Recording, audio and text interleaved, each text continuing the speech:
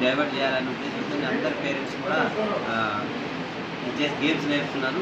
So వాళ్ళ games నేర్చుకున్నాక వాళ్ళకి ప్రదర్శించడానికి ఏదో ఒక స్టేజ్ కావాలి. సో దానికోసం మేము ఇట్లా ఆర్గనైజ్ చేస్తున్నాం. వాళ్ళ కాంపిటీషన్, వాళ్ళ ఐక్యూ టెస్ట్ చేయడం కోసం ఏదైనా పోటీ తక్కువ ఉండాలి కదా. పోటీ ప్రపంచం, 21st సెంచరీ కంప్యూటర్ యుగం, ప్రతిదీ కూడా మనకంటే ఇప్పుడు వచ్చే జనరేషన్స్ పిల్లలందరూ కూడా చాలా అడ్వాన్స్గా ఉన్నారు. సో వాళ్ళకు ధీటుగా కూడా టెక్నాలజీ పెరుగుతుంది, అన్నీ పెరుగుతున్నాయి కాబట్టి దానిలో ఈ మేధస్సును ఇంప్రూవ్ చేసుకోవడానికి ఇలాంటి గేమ్స్ ఆర్గనైజ్ చేస్తున్నాం. ఈరోజు దాదాపు 140 మంది 150 మంది స్టూడెంట్స్ మిగతా చుట్టుపక్కల తెలంగాణలో అన్ని జిల్లాల నుంచి వచ్చారు. ఇక్కడ మొట్టమొదటిసారిగా రుద్రమదేవి చేస కాలేజీ రాజుగారు డైరెక్టర్, ప్లస్ నేను సేవా tourism and cultural society, tourism అంటే స్పోర్ట్స్ టూరిజం కూడా నా టూరిజంలో ఒక భాగం. ఇది ఒక ఎన్జిఓ.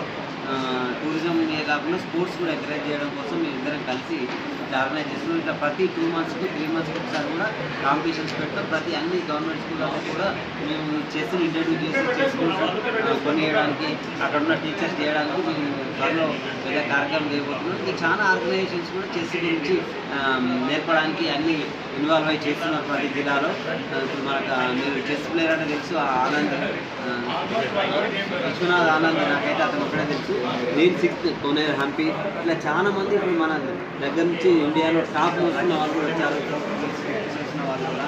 సో అప్పటి నుండే చెస్ అనేది విశ్వనాథ్ ఆనంద్ నుండే చెస్ అనేది చాలా మందికి ప్రాచుర్యంలోకి వచ్చింది. కోనేరు హంపి వీళ్ళందరూ కూడా ఇవన్నీ కూడా మానసిక